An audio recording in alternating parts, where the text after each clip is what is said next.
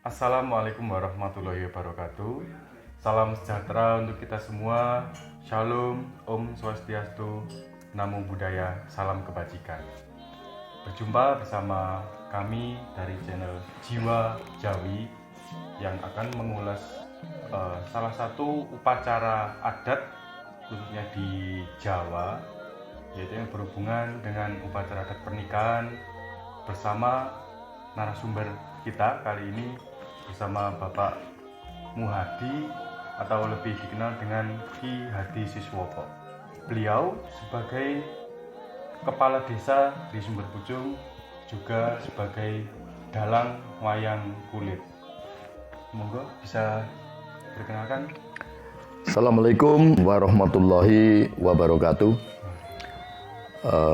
Salam sejahtera, kasih Tuhan mudah-mudahan selalu menyertai kita. Om Swastiastu, Namo Buddhaya, salam kebajikan. Selamat berjumpa dengan saya Hadi Siswoko ataupun Muhadi yang tadi disampaikan oleh anak saya bahwasanya saya seorang kepala desa dan budayawan.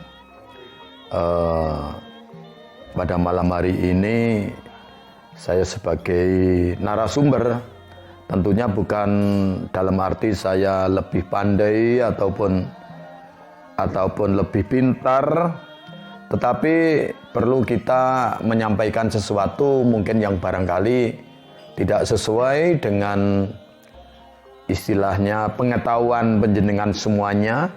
Tidak apa-apa, kita cuma sekedar tukar pengalaman, mana kira-kira yang terbaik kita pakai bersama. Jadi mungkin dalam penyampaian saya ini mana yang kurang baik ini karena ya di dalam saya memperoleh pengetahuan itu dari seorang sesepuh. Saya belajar, saya sinau, yang tujuannya adalah untuk memberikan wawasan kepada anak cucu saya pribadi. Tentunya dalam hal ini yang tadi sudah disampaikan mengenai adat ataupun tradisi perkawinan masyarakat Jawa. Biasanya di upacara adat Jawa, biasanya di temu manten itu ada sebuah benda yang terbuat dari janur yang ditancapkan di pelepah pisang. Itu namanya apa? Oh iya, itu ada dua nama. Itu pada saat saya bertanya kepada sesepuh, ada namanya kembar mayang, ada namanya gagar mayang. Kemudian saya tanya, apa bedanya Mbah yang dinamakan kembar mayang, kemudian gagar mayang itu apa? Kalau kembar mayang itu untuk pasangan remaja, artinya ya belum pernah nikah. Tapi kalau gagar mayang itu adalah bila mana ada pengantin itu pernah nikah atau dudo sama rondo, seperti itu. Jadi masalah ini entah nanti buat pemirsa, pendengar di mana aja berada, kalau memang ini sama monggo, kalau tidak punya pendapat lain ya monggo. Ini cuma saya menyampaikan di saat saya bertanya kepada sesepuh. Nah kemudian bedanya yang untuk yang dinamakan kembar mayang itu sebagai suri tauladan calon orang yang berumah tangga, itu istilahnya harus, kenapa kok diungkulkan ataupun apa istilahnya ditaruh di atas kepala, agar seorang pengantin berdua itu harus mensuri tauladan dengan wujud kembar mayang itu, karena namanya saja sudah kembar mayang. Kembar itu dalam bahasa Jawa itu artinya sama, podo. Mayang itu karep atau kemauan. Jadi dalam hal ini kembar mayang itu mempelai berdua ini sudah podo, sama kemauannya. Dalam bahasa Jawa, wus manunggal cipta rasa budilan karso. Seperti itu. Kemudian kembar mayang itu tadi sebagai suri tauladan itu mengapit mempelai. Jadi mempelai dua juga diapit oleh dua kembar mayang, perempuannya juga diapit oleh kembar mayang. Dan kembar mayang pun itu di masa yang lalu dengan yang sekarang sudah lain. Ya makanya mana yang terbaik monggo, cuma menurut saya pribadi kembar mayang itu adalah suri tauladan, petunjuk, ataupun dalam bahasa Jawa sesorah dari mempelai berdua. Karena kalau yang aslinya itu kan di situ banyak istilahnya rupa-rupa ataupun jenis-jenis dari kesatuan kembar mayang itu.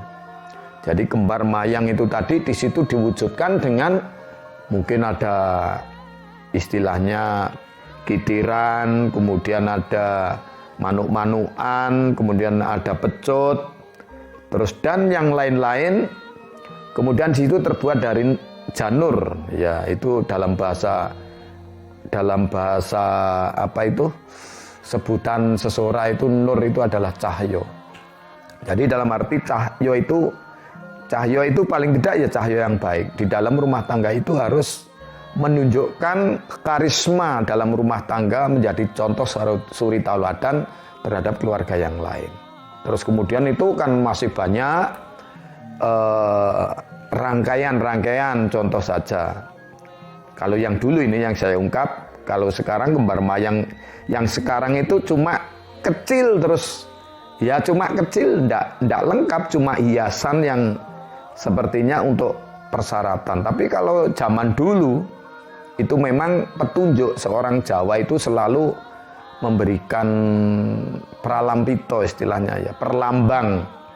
Jadi di dalam kembar mayang itu ada perlambang burung. Itu maksudnya apa? Maksudnya dalam rumah tangga itu harus nyontoh burung. Dalam arti burung pun yang dicontoh jangan sembarangan burung. Contoh, burung yang bisa dicontoh burung merpati. Ini dalam kehidupan sehari-hari. Coba kalau penjenengan ingin membuktikan burung merpati itu dalam berjodoh itu tidak mau dengan yang lain-lain. Kalau sudah itu jodoh ya itu sebagai contoh bahwasanya di dalam kehidupan manten berdua itu harus mencontoh seperti itu. Jadi di dalam hubungan rumah tangga itu kalau harmonis seperti burung dara itu tadi, otomatis akan memberikan contoh-contoh kepada keluarga yang lain. Kemudian di situ ada kitiran. Kitiran itu tembung Jawanya itu cokro magilingan. Jadi di dalam kehidupan orang rumah tangga itu masalah penghasilan ataupun rezeki. Cokro magilingan. Suatu saat kita rezekinya banyak, itu ada di atas. Suatu saat kitiran itu berputar, kita tidak punya rezeki, ada di bawah. Nah, artinya dalam kehidupan itu manusia jangan senang-senang kalau kita ada di atas. Kemudian jangan ngersolo kalau ada di bawah. Kita tetap takut dengan kendali. Kendalinya apa? Kendalinya yaitu tadi ada wujud pecut. Nah ini, pecut itu adalah kendali. Kalau dalam bahasa Jawa, pecut gawe ngeden-ngedeni bocah. Ini ya seperti itu. Ada penghasilan banyak, dikendalikan. Harta itu kalau dapat rezeki banyak itu dikendalikan. Jangan sampai kita difoya-foyakan. Artinya brah-breh untuk beli ini, untuk senang-senang. Jagani di saat pas kitiran atau rezekinya itu di bawah. Itulah. Jadi dalam hal ini kitiran itu jelas menunjukkan bahwasanya kita suatu saat dapat rezeki banyak. Ojo seneng-seneng, kemudian seorang suami kalau pulang dari kerja tidak dapat rezeki, rezekinya sedikit, kemudian seorang istri marah-marah kepada suami, itu maksudnya di situ.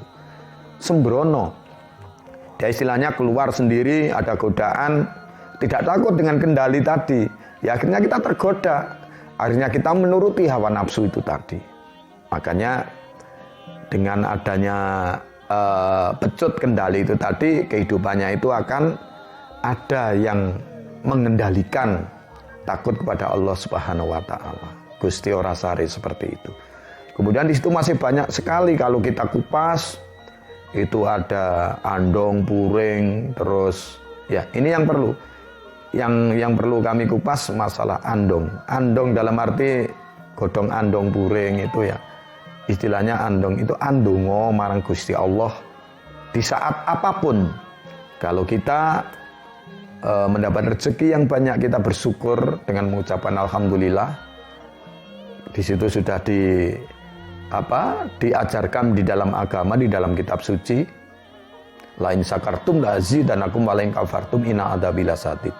Dadi sapa sing gelem mensyukuri nikmatku, aku bakal tambah kanikmatane, lan sing ora gelem mensyukuri nikmatku, aku bakal paring adab utawa ngurangi rezeki sing tak paringne.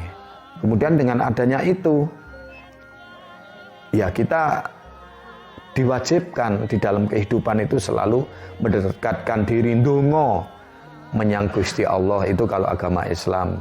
Kemudian yang agama lain ya keyakinannya apa yang diajarkan dalam agama itu. Semuanya agama itu baik karena tujuannya apa? Dengan ada tembung agama, tegese ora, agama itu rusak. Dengan peraturan agama ditata oleh kehidupan beragama supaya kehidupan manusia itu tidak rusak. Seperti itu. Kemudian kenapa kok kembar mayang sing wujude kaya manuk dan lain sebagainya kok dincepno neng debok? Lah ini penting sekali nih. Dalam kehidupan sehari-hari, pohon pisang, wit gedang, kuwi nek durung bisa ngetokke woh. Lah mbok dipateni diketok sik tetep ngetokne pupus utawa sik modot. Kalau sudah mengeluarkan bunga ataupun ontong, itu bunga itu kan menjadi kesenangan seseorang, membuat senang yang nanam. Kemudian pohon pisang itu tadi kalau sudah membuahkan buah, ya sudah, karena dia sudah di dalam hidup ini, saya sudah bermanfaat terhadap sesama manusia. Itu sebagai perlambang kita sebagai manusia. Hidup di dunia ini harus bermanfaat bagi lingkungannya, bagi temannya, bagi saudaranya, bagi keluarga, bagi orang tua, harus bermanfaat.